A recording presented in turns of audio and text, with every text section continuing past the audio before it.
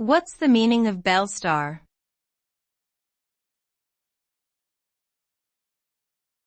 Belle Starr.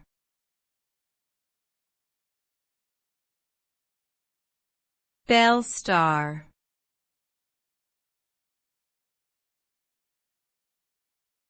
Belle Starr.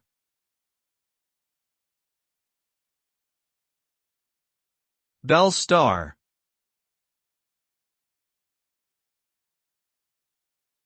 Belle Starr was a notorious American outlaw who lived during the late 19th century.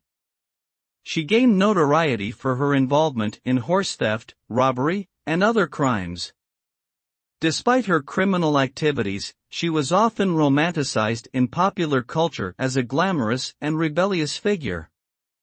The name Belle Starr itself has become synonymous with the Wild West and the outlaw lifestyle. Some sources suggest that the name was taken from a book title or a character in a play, while others claim it was a nickname given to her by her outlaw associates. Regardless, Belle Starr remains an icon of American outlaw folklore to this day.